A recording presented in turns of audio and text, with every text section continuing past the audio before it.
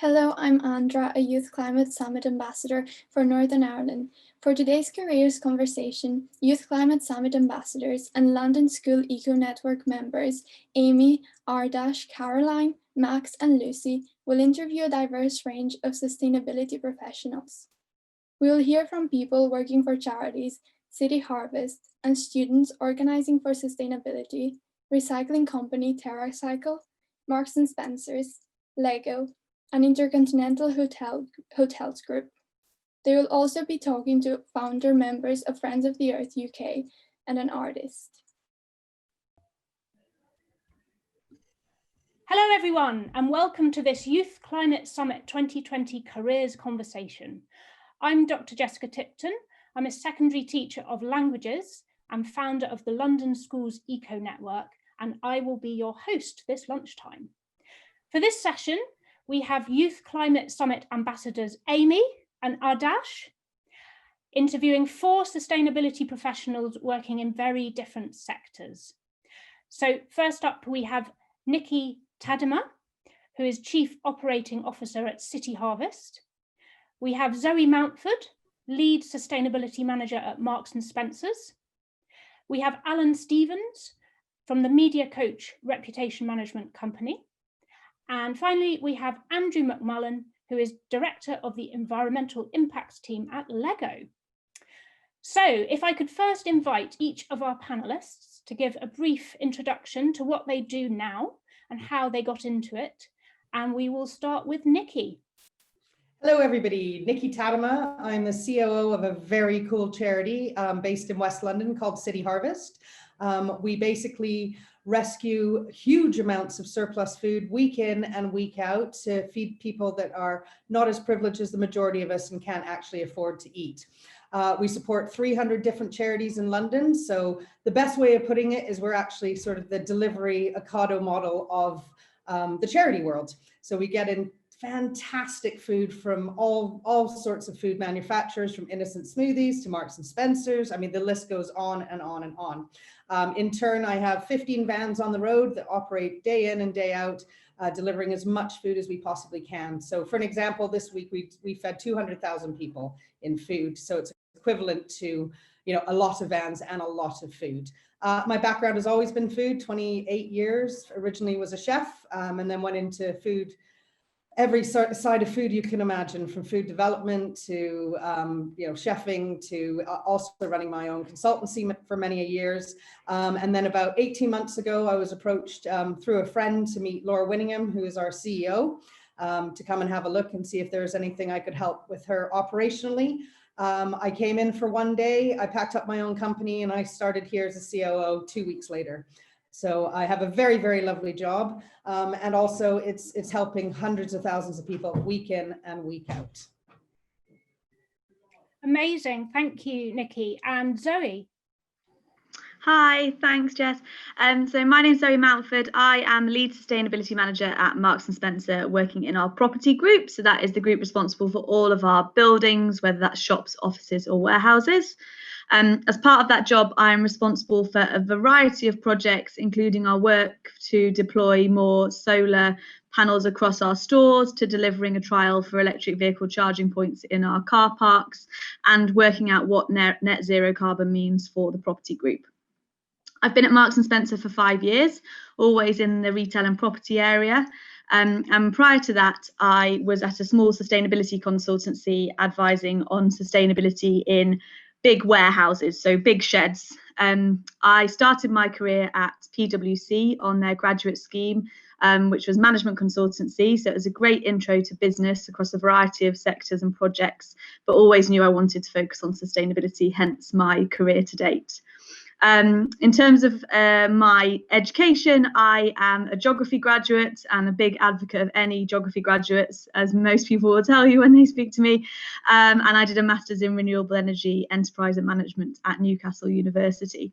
My favourite subjects at school were geography and biology, and it'd be great to hear what some of yours were.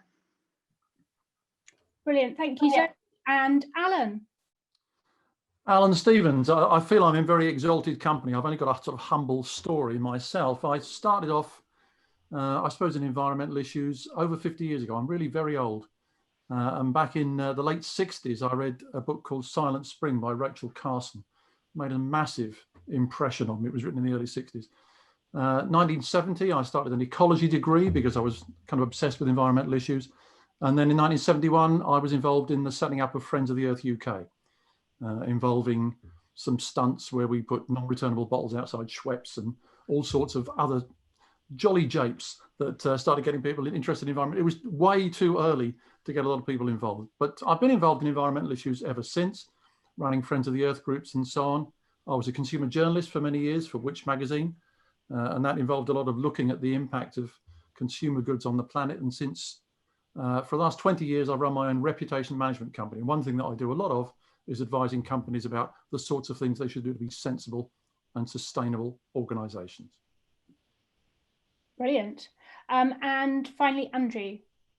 Hi everybody, my name's Andrew McMullen. I work for Lego and I'm in the environmental impacts team. We focus on reducing the amount of electricity and gas we use to positively impact global warming, but we also look at water use, the amount of waste that we create as well. My journey in sustainability, I didn't know what I wanted to do when I left school, so I spent some time working as a mechanic, working on golf courses, generally searching around looking for different things that I thought might interest me.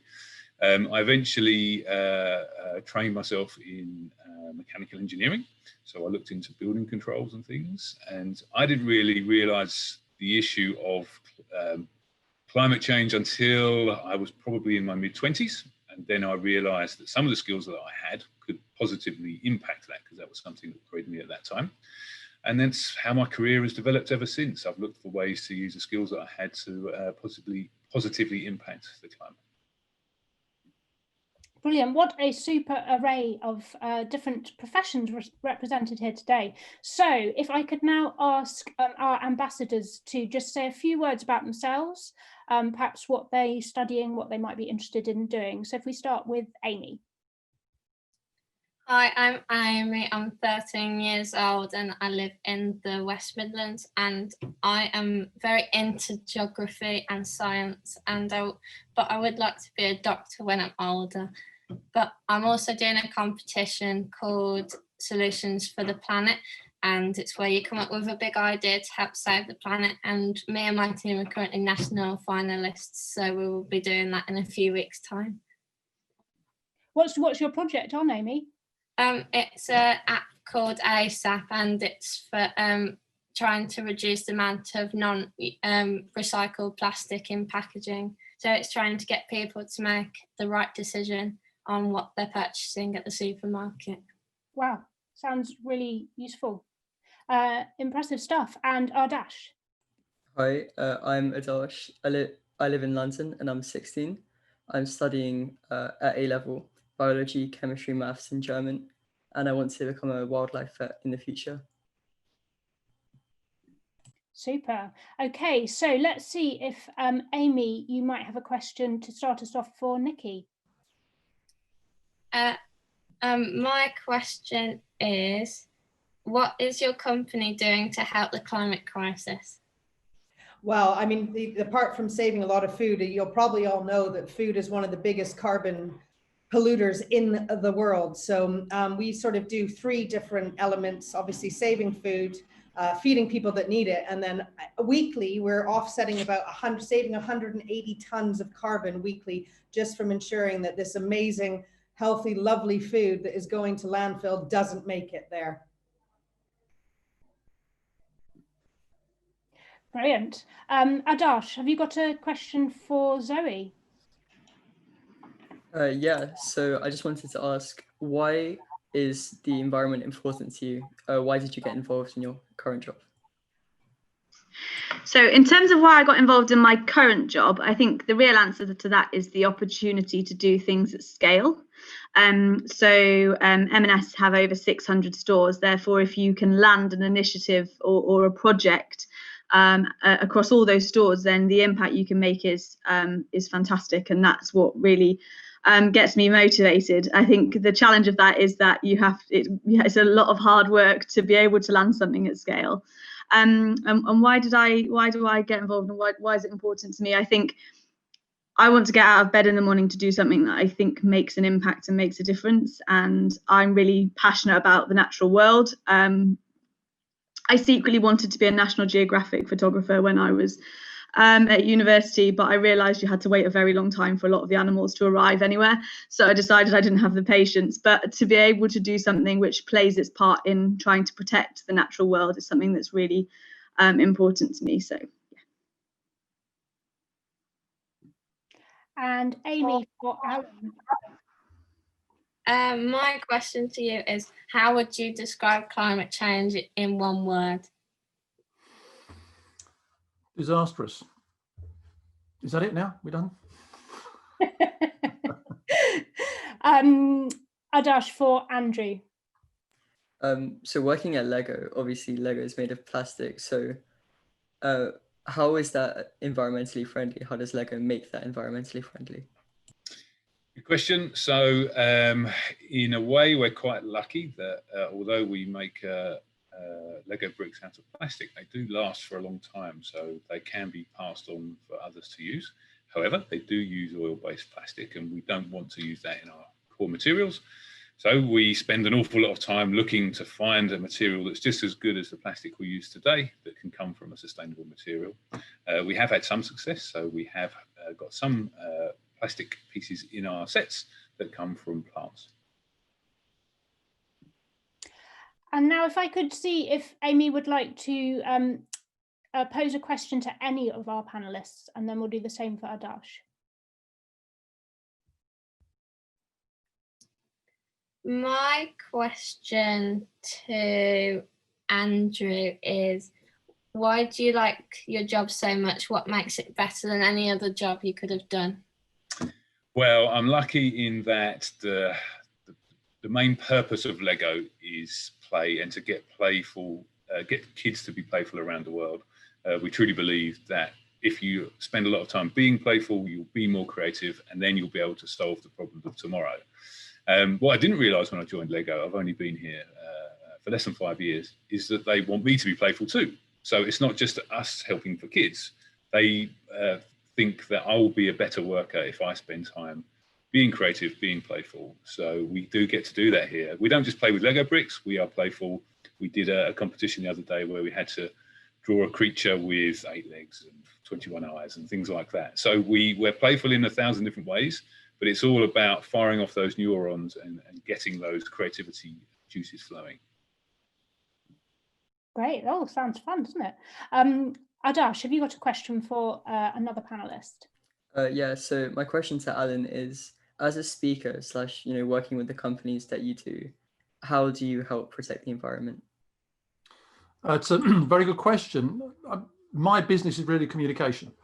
And I think the problem is that a lot of people don't actually understand the issues that we face. And if you listen to the great David Attenborough, as I'm sure you do, with his witness statement a few weeks ago, you'll see what an impact communication can have. So my view is that it's all well and good to understand the problems, but unless we can communicate them to other people, unless people understand what the impact is, and more importantly, what they can do about it, then we're all wasting our time. So for me, communication is the key to solving our environmental issues. And time for a couple more questions. So from Aimee to another panelist. My question to Zoe is, what do you think needs to be done to prevent / slow down climate change? Everything quickly. So I think to prevent or slow down, I mean, I think we're talking about slowing it down now. I think that, I think everyone around this table would admit that climate change is most definitely happening. So it's about how we slow it down and how we start to reverse the impacts. So from my perspective, there are lots of fantastic solutions out there already that we know will work to start to address some of these problems if we act now. There are lots of people who are willing, so we need to make sure that we're bringing together those solutions and those bright minds to start to address this now.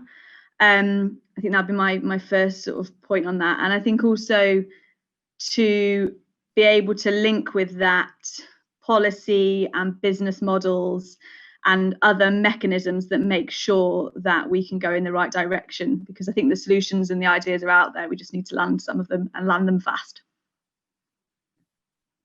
Brilliant. And a final question from Aardash for Nikki. Yeah, so I was just wondering, what are City Harvest's goals for the next 10 to 20 years, both in terms of the environment and your own mission?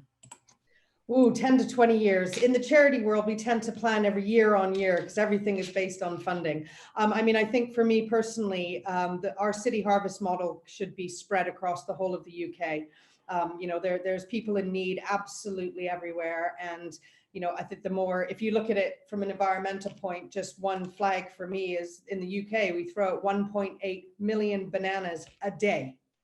And linked to that also, again, with communication and education, is that people's knowledge of what is edible and what is not edible is all basically tagged by a retailer saying that there's a best before date. Well, best before means absolutely nothing. All that does is just triply increase the amount of food going into landfill purely to drive sales. So I think for me, not only opening a City Harvest in every single city in the UK is my personal dream in the next decade, but also educating people that, you know, overconsumption and plastic and packaging and food. I mean, there's a million different things that you know can be done, but again, it's all about education and making sure that people are aware of what their personal impact is to our planet as well. And that's from choices of at present products that are probably far too expensive for the majority of people to, you know, to purchase. So buying loose peppers is 45% more expensive than buying 3 in a plastic bag that is not recyclable. So there's a million different missions, but for City Harvest, it's to feed as many mouths as we can, and also to rescue as much food from going to landfill, and then deleting the, decreasing the carbon offset, I would say, or increasing the carbon offset, decreasing its consumption. Sounds like a doddle, all of this. Oh yeah. Wow, well, what a lot we've covered just in a short space of time. I'd like to see if Aimee and Aardash have any thoughts on what they've heard, either about these work areas or perhaps something a tip you've picked up for work experience or what you might do next, starting with Aimee. I think what I understand now is there's actually a lot more than you realise going on behind the scenes of these companies. And you don't, for instance, Lego, like you don't see past the small plastic toys, I guess, when you're young. But when you find out that there's actually so many people who go into the creating these toys, it's actually amazing. Great, thank you, Aimee. And Aardash? Yeah, one thing I've realized is that you don't have to sort of work at an environmental agency or work in a really specific area to help the environment. You know, M&S, Lego, these big sort of retail companies, you can follow your passion there and still work towards protecting the environment. Great thoughts, brilliant. And I think we'll just finish off with going round our panel and seeing if they have a single brief top tip for not only Aimee and Aardash, but other young people who might be watching this. So starting off with Nikki. Ooh, well, firstly, you're all welcome to come and volunteer because we're not far from St. Paul's, I'm not going to say. And also the one thing, you know, is just be aware of every single thing that you touch and every single thing that you buy and how you communicate with people. Brilliant, thank you, Nikki. And Zoe? My quick tip, my one tip would be to be determined and to be resilient. To drive sustainable change isn't easy, but when you get it right, it's really, really rewarding. And Alan? Yeah, I think that education is the key to us solving these problems. And I would urge everybody, this is a mantra that I've gone by for years, learn something every week and teach somebody something every week. Learn something new about the environment, sustainability every week, and find someone who doesn't know and teach it to them every single week. Great. And finally, Andrew. I'd follow on a little bit from Alan there. Education is absolutely important, but the right type of education. So we're moving into an era where Machines will do an awful lot of the tasks that we have to do today, which frees us up to be doing the things that only humans are great at. So think about 21st century skills, and they are things like critical thinking, creativity, collaboration, and as Alan mentioned as well, communication. So focus on those and you won't go far wrong, in my opinion. Super. Well, I think we're so lucky, such a complimentary panel today, and I think we've learned loads. So a massive thank you to all of you. I know it's busy time, and that you've taken time out of your day to talk to us, but some great ideas and advice there. And thank you also to Aimee and Aardash for being such fantastic interviewers. So we'll say goodbye. Thank you, everybody. Thank you. Thank you. Bye-bye. Bye.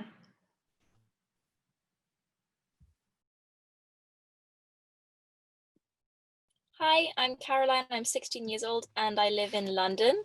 I am currently studying maths, biology and chemistry, and I hope to do natural sciences at university and follow that by potentially going into environmental campaigning or politics. Would you be able to introduce?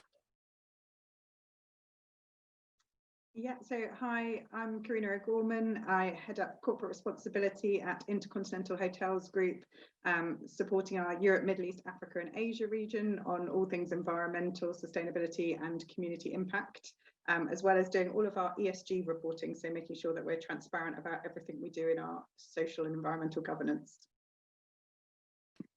Thank you. So for the first question, what first inspired you to get to work in the environmental sector and the sustainability sector, particularly in the travel sector as well?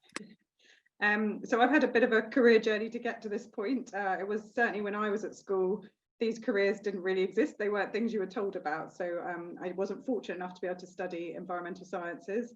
But I actually started out my career working for community organisations, so NGOs, working on fundraising, helping support sort of the social impact work, and then actually moved into working in what was originally called citizenship. So working for Microsoft at the time, I saw a job advertised that said a citizenship manager. I thought maybe it sounded like you'd be doing their visas, but actually turned out to be their entire kind of corporate responsibility agenda. And that was the first time I really learned about this role within businesses, to be able to help them make a difference, take proactive change. So through that, I've been fortunate to do that job in businesses like L'Oreal, so looking at the beauty sector, thinking about their sustainability and community impact work. I've also done it for a company called Pentland Brands that looks after brands like Speedo and Berghaus, so looking in the clothing industry as well. And then was really thinking about how can I bring the passion that I have for travel into the love I have for doing corporate responsibility. For me, I really enjoy being at the heart of a business and helping it change what it's doing and thinking about how it can do more for the world around it. And I do love to travel. So this was a great opportunity to bring the two things together for me.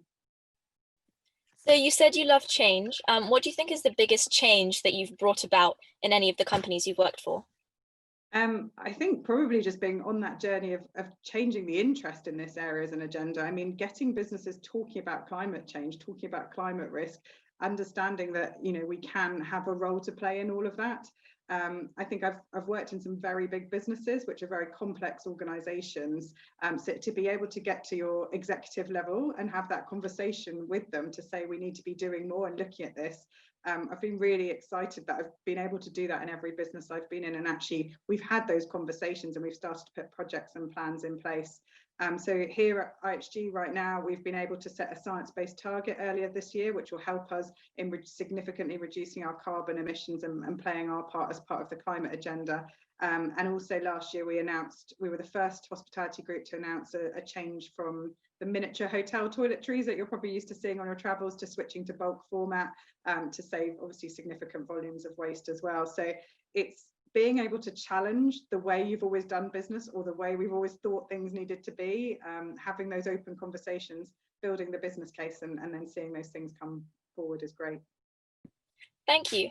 So now that you work for the Intercontinental Hotel Group, what does your job involve on a daily basis? I'd love to tell you every day is the same. It really isn't, but that's probably why I enjoy doing it. So a lot of my role is spent working with the other functions in the organisation, so working with our hotel operations teams, with our hotel engineering teams, as well as with our procurement, to really look at how we can embed sustainability into the decisions that they're making. as well as then managing projects ourselves. So as a team, we're responsible for delivering water projects, carbon projects, our carbon reporting as well, and obviously waste endeavours, as well as the community impact work. So we'll be working with our partners on the ground, so external organisations to deliver that, as well as representing IHG at various external events, talking about the issue. I think that's also really important to keep the conversation going outside and inside on that. So it's a real mix of stakeholder engagement, working with lots of different people, delivering projects, and obviously reporting and sharing back on progress of how we're delivering as well. So you said that you've been working with groups on multiple different levels. What are the difficulties that come with that, or potentially what is the greatest difficulty that you faced working in the travel sector? So I think thinking about the travel sector and what we need to do to change, it is very resource intensive. So if you imagine yourself in the days where we could travel, obviously we're filming this during slightly different times, but the way we operate, and when you go on holiday, what's really interesting, or when you go and stay in a hotel, for a lot of people, they treat that as a step out from the real world. So you might take great sustainable, you might do really good sustainable things in your day-to-day life, but suddenly when people go and stay in a hotel, they almost forget that for a minute. So for us, it's about working with organisations to change consumer behaviour, helping you understand the value of your impact when you travel, and then making sure we're putting in place the right services that you will need to be able to be a more sustainable traveller. Thank you. So for the next 10 or maybe 15 years, what are your goals personally in your job and also for the whole of the travel sector? So I think for the whole of the sector is really looking at how we sort of change the way we operate and the way our hotels are currently there are operating. So that's really around becoming more resource efficient through carbon, through our energy consumption and water.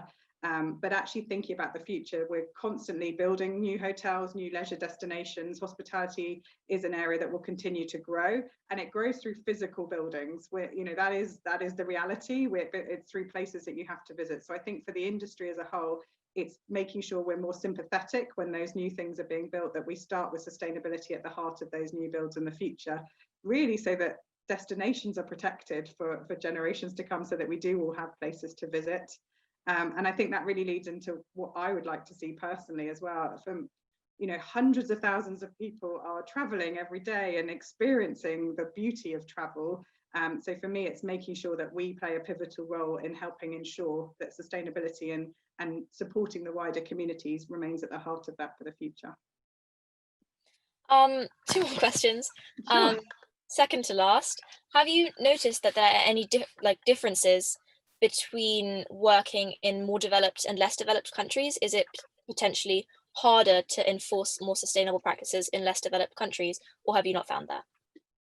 I'd say it's actually a mixture. So I think what we see is, in some cases, in some of the more developing countries, they're actually the ones that often are facing the greatest challenges from climate risk. So they're at the front line, really, of seeing water shortages or seeing waste wash up on their beaches. So actually, often they're sometimes further ahead in the sustainability agenda because they're physically seeing it. And I think that is one of the challenges with the climate crisis and climate risk, is that for many people it feels intangible. It's not really impacting you on a sort of day-to-day basis. So actually we do see in some developing places they are further ahead because they're seeing it, but perhaps they don't have the resources to be able to make such a quick change. And then in the developed nation, definitely there are areas that are further ahead, that understand it, that are able to take this forward and have the capabilities of moving the agenda. But I would say you see both sides constantly. There's so much work still to be done to get everyone understanding that this is a reality for right now, and not something that feels further away. And actually, I think COVID has helped us a little bit in that. We've all stayed at home. We all took a pause, and nature flourished right outside our windows. So I think, and for a lot of people, they really recognise the impact of human behaviour. So I would hope that can help drive some of that in the future as well. Great, thank you. And lastly, is there any advice you have for people who would like to follow in similar footsteps to you? So who would like to potentially work in the travel sector or with the other major companies that you've mentioned working for? Yeah, so firstly, come and do it. We need more people that want to make change from the inside. I think be passionate about what you're doing, follow, keep learning, get involved. I've volunteered a lot, taken on a lot of opportunities outside as well. So build as much knowledge and expertise as you can, even if it's not directly in the role. And then really think about the different brands you want to work for. So actually, when you're going to interview for jobs, it is a two-way process. Really understand the values of the company that you're talking to make sure it suits your values and purpose, and think about what role you could play in helping them to change. But I would definitely recommend it. No 2 days are the same, and it's very fulfilling to know that the job that you're doing does hopefully make a difference. Great, thank you so much. This has been really informative, and it's been really useful to learn so much about the travel industry and how they are coping with sustainability and environmental problems. So thank you so much. No problem. Thanks, Caroline.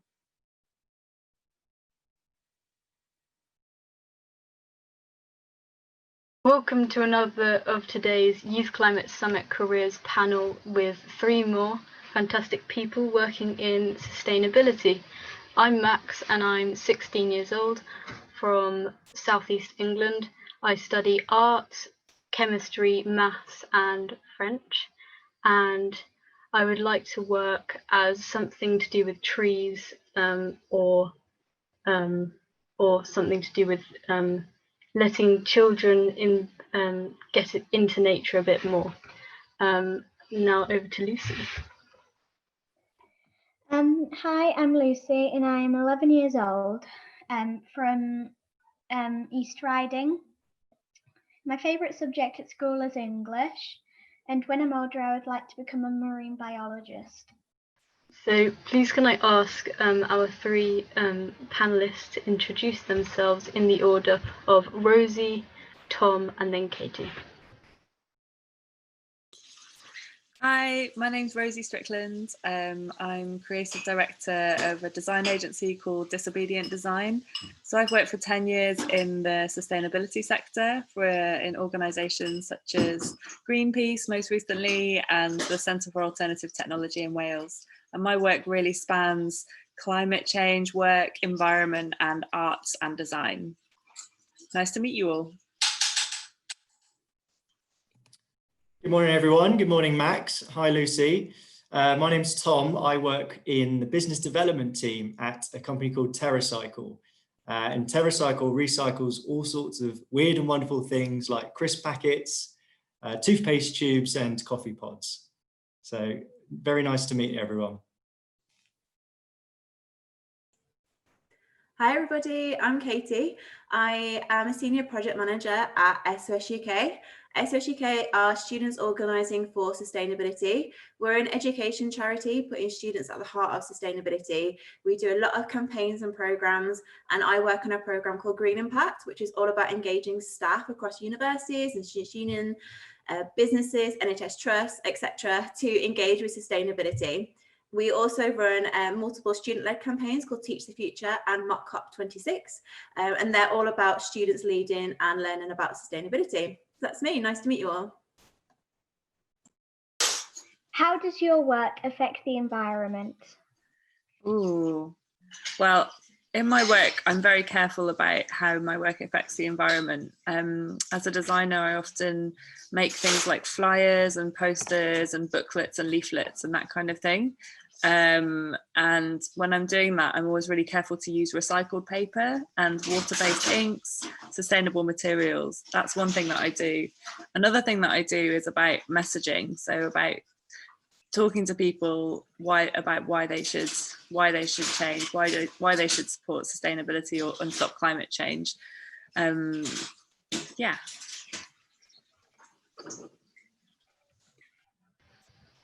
Thank you, Rosie. So Tom, what's Terracycle's goals for the future and for the next 10 years and the future beyond? Thanks, Max. Well, it's a very exciting time at Terracycle at the moment. So Terracycle's goal, our mission, is to eliminate the idea of waste. So in the future, we want to carry on recycling more and more, lots of different types of waste streams that aren't currently collected by local councils. We also have our sister company called Loop, and Loop is working with big brands to redesign their packaging so that it can be washed and refilled. So that's very exciting as well. We also have the Terracycle Foundation, and the Terracycle Foundation is a charity which is working on river cleanup projects in Thailand. And we're also interested in new types of waste streams. So at the moment, we're looking into recycling textiles and working with the fashion industry. So that's where we see the future of the company in the next 10 or 20 years. Katie, what is your organisation doing that is more sustainable? Ooh, good one. So for us, what are we doing to be truly sustainable is we travel a lot for our jobs, but we make sure that we only travel via train, so sustainable transport. So when we're going to meet students and we're running workshops and campaigns, we make sure that we travel there sustainably. Our mission as a charity is to get students leading on sustainability. So we do a lot of education work. So no matter what you're studying at school or college or university, and whether that's maths or physics or art, like you said you were studying maths, and we want to make sure that sustainability is at the heart of your education. So when you leave school or you go to university, no matter what jobs that you will go into future, you always understand what climate change is and what social justice is and what you can do to really make a difference. So that's really our main purpose as a charity. So that's how we give back with sustainability, is by making sure that young people understand and know how to work on it.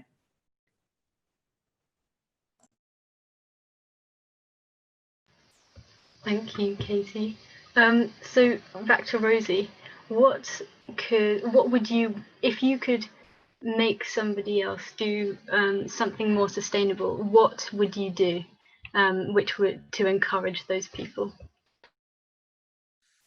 Ooh, so it would certainly be someone in government. I would certainly, or big CEOs of big oil companies. You know, if I was to get someone to be more sustainable, it would be, you know, asking them, I think for the government, it would be asking them to go 100% renewable. So stopping all fossil fuel production, making lots of wind farms, giving grants to local communities to put solar panels on their houses, that kind of thing. Yeah, what was the second part of the question? Sorry. I think that was the whole question. That was it. Okay. Yeah, I'd get the government to make some big changes. And Tom, how does the phrase climate change make you feel? I think it makes me feel optimistic, Lucie. We have all the tools in our toolbox to tackle climate change. It's just a question of, you know, implementing it and having the willpower to do it. So at the moment, there's a lot of changes happening in government here in the UK. There's something called the Environmental Bill, which is being discussed in Parliament. And when that comes out, that will put a lot of targets around air pollution, waste and water, which is going to be really exciting. I think we have a bit of a challenge to deal with a lot of the carbon that's already in the atmosphere.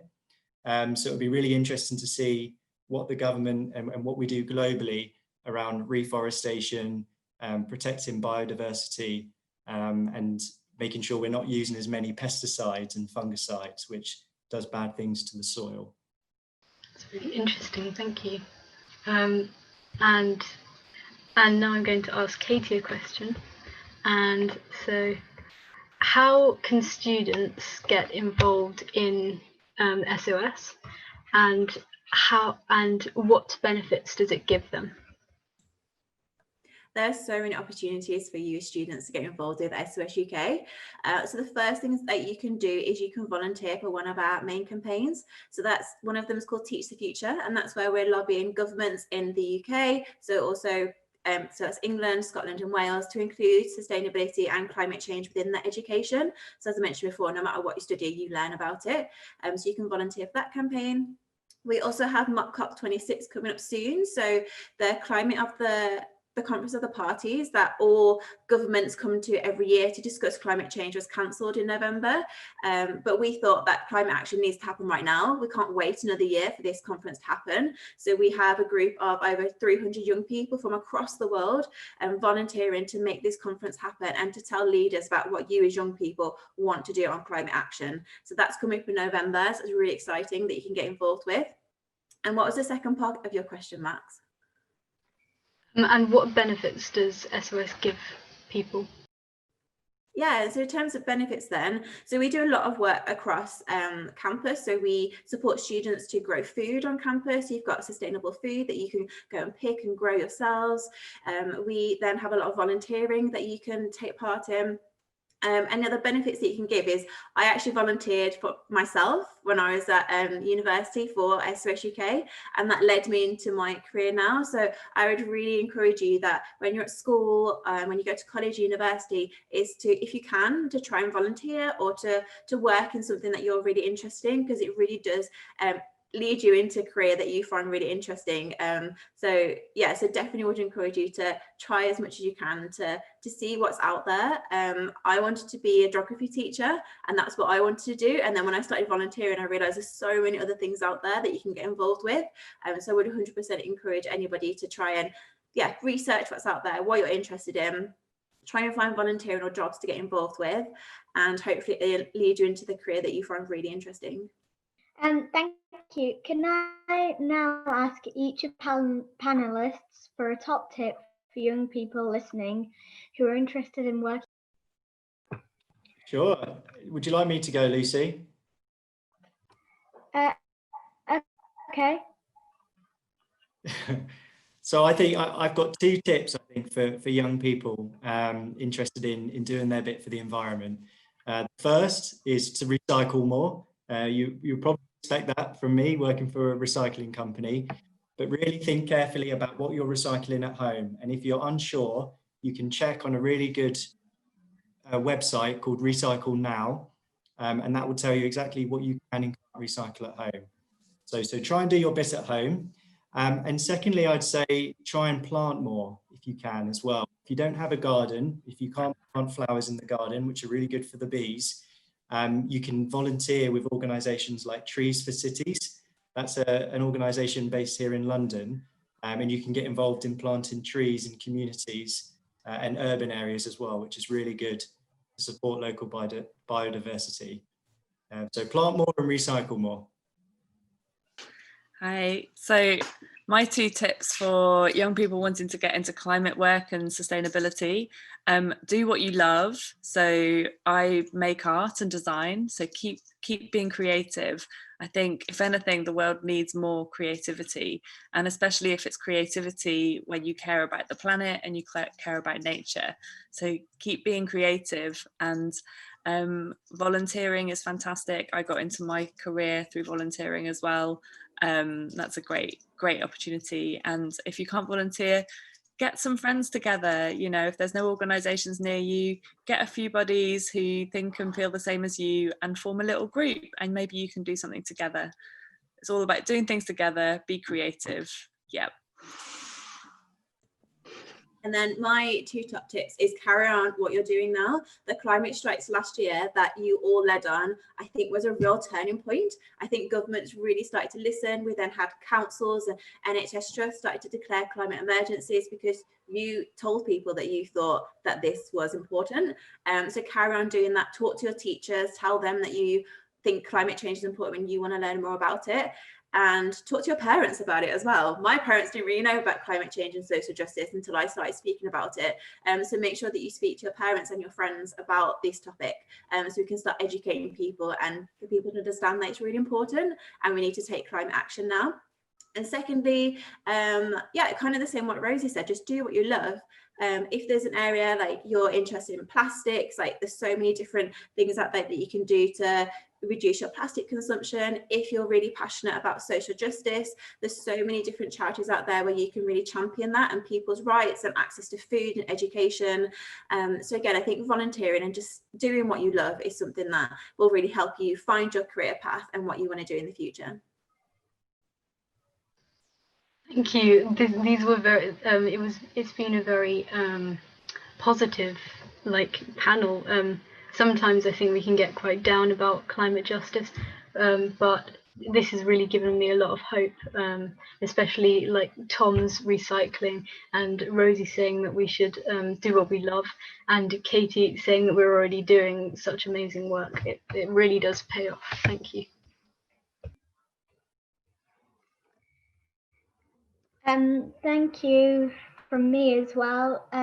It's been great hearing from your points and views. So thank you so much for being part of it.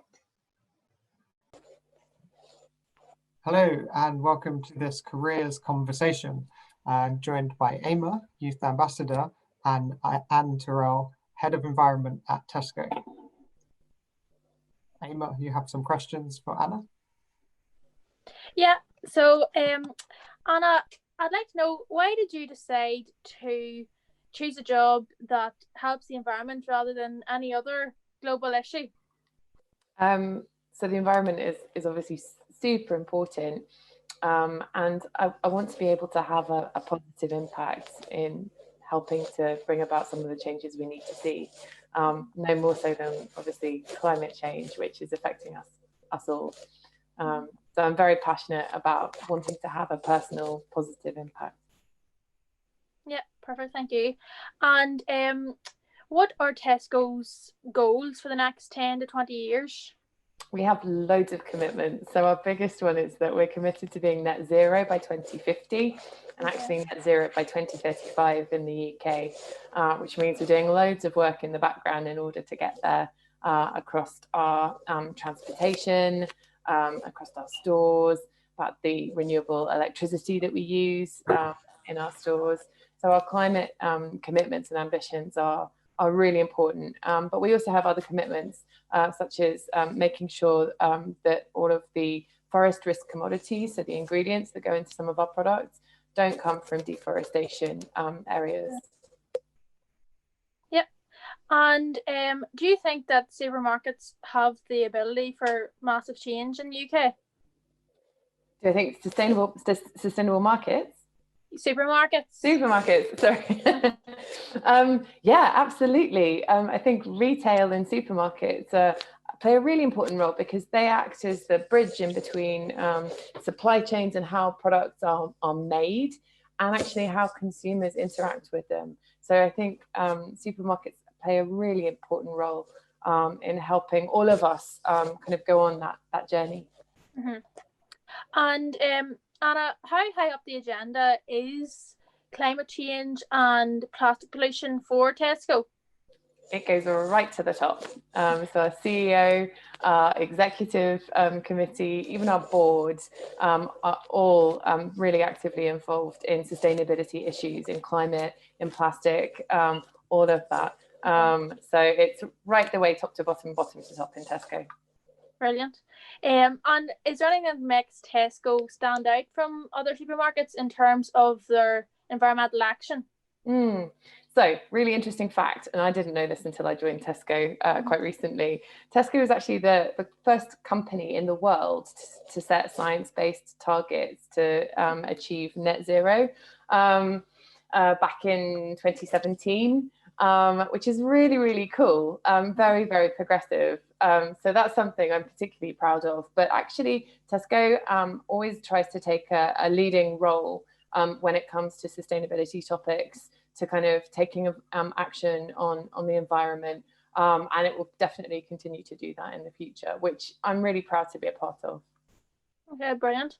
Has Tesco received any opposition from their actions for helping the environment? In terms of the commitments we've made and the efforts to minimise impact on the environment, no. I think we've received loads of support, which is amazing to see, really, really fantastic. Because actually, you know, as I said earlier, we've all got a role to play in this. So working together, working in partnership and in collaboration, really, really important.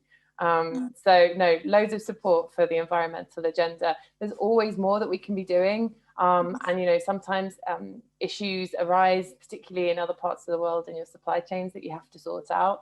But it's just really important to make sure that if and when they do, you're really transparent about it. You take action really quickly, and you make sure that you learn from that and you move on. And I think Tesco does that pretty well. Yeah, brilliant. Thank you, Anna. And Anna, would you have any advice for people going into that industry or a job that you're in? So I started out getting into my career by interning. I did an internship. I've always worked in sustainability, but I started interning for 6 months, and that was an amazing experience. Really taught me loads. Got to learn more about corporate sustainability and the issues, and that was super helpful. And from there, I was actually able to kind of go into a career in sustainability. But also the other thing is being able to kind of learn from other cultures and communities is also really important, because environmental and social issues, they play out differently in every part of the world. So it's really important that we all as individuals understand what that looks like, and also what role we can play in being able to help address them. Perfect.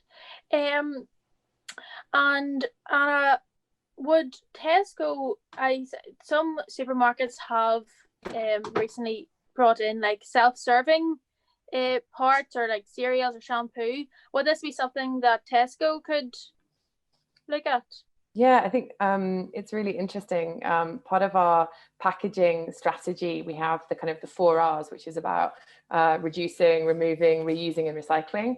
And as part of that, reuse is a really important model. We were the first first retailer to launch Loop, which is basically a reuse system in the UK, where you can buy something, gets kind of in a container, you can wash the container up, send it back, and it will get kind of refilled, which is awesome. But also trialing kind of bulk delivery. So basically exactly what you're talking about, that's another area of focus for us. When it comes to food, sometimes it can be a bit tricky, because food can be sticky, it can be smelly. You also don't want to contaminate it. And sometimes people don't really like to kind of touch it too much. So it's really important that we make sure that we're doing the right thing, and we're working in line with regulations and stuff like that. But yeah, we're super kind of committed to that agenda, and lots more to come on it. But yeah, it's a really interesting space. Brilliant. Is there anything that in your career, I know that you've been with Nestle and you've built up a very good experience for yourself. Is there anything in your career that's made you think like wow about sustainability, or anything that's just really hopeful for you? Yeah, I think it's just individuals. So I really love getting to work and meet different people and hearing their stories and their experiences, because it makes you feel not only kind of like a small part of the world, but also actually it kind of gives you that feeling that you're not on your own in trying to address these issues. And so building those kind of partnerships, building those relationships is really, really important to me, because it makes me feel like I'm not trying to do this on my own. And the more you speak to people and the more you share your experiences, the more you realize actually there's a lot of commonality in terms of, you know, where you get stuck, you know, what are the big challenges, how do you actually make progress quicker, all of that. And just by talking and communicating, it's amazing just how much you can get done, and finding opportunities to work together. So for me, it's absolutely about kind of, you know, building my network, meeting new people, asking loads of questions, and just being really prepared to learn. That's the other thing. At every point of my career to date, I'm always really focused on making sure that the experience enables me to learn and grow as a person. That's fascinating. Thank you, Anna. Would you say that a big part of the plastic problem and plastic pollution is consumers not being fully aware or informed about recycling and the importance of it, or would you say it's bigger than that? I think the plastic problem is massive, because it's a bunch of interconnected issues. So consumers definitely have a role to play, because we're the ones that once we have the product in the packaging, we've got to do something with it, whether that's recycling or reusing or whatever. But actually every step along the chain of how a material is made and turned into a packaging material, into a product, and then how it's used and disposed of, there are so many different actors along that chain. And so having the right infrastructure, which means having the right, you know, collection schemes, having local authorities that are all kind of collecting the same material for a start would be amazing. But then having enough processing and recycling infrastructure in our areas in order to process the material, in order for it to be recycled and potentially reused, is another area. So there's loads of, it's such a complicated issue, and there are loads of different parts to it. But what I would say on plastic is that everyone has got a role to play, from government to civil society to businesses to the plastics manufacturers, right the way through to consumers, for sure. Perfect, thank you, Anna. And a final wee question. Well, I know personally I've taken a lot from this, and speaking to you, it's really made me think about something in this sort of career. Like it's fascinating what you've done. And I'm sure there's many other people, young people out there, that would consider getting into this sort of field of sustainability. What do you love most about your job? That's a great question. I love being able to make change, and wherever I can see that I'm having an impact, that's really important to me. And something I often think about is about being an internal activist within companies. Activist sometimes has a bit of a negative connotation, but actually being able to effectively challenge and influence inside companies to make change is super cool. And honestly, every day that I wake up and I'm doing that, I'm really happy, because I know that I'm having a contribution. So yeah, that would be it for me. That's brilliant, thank you. A lot of people think activists are someone that's big radicals. It's only someone that acts. That's what an activist is, and that's what you are. So thank you very much. I have enjoyed speaking to you. Ben, do you want to come on back?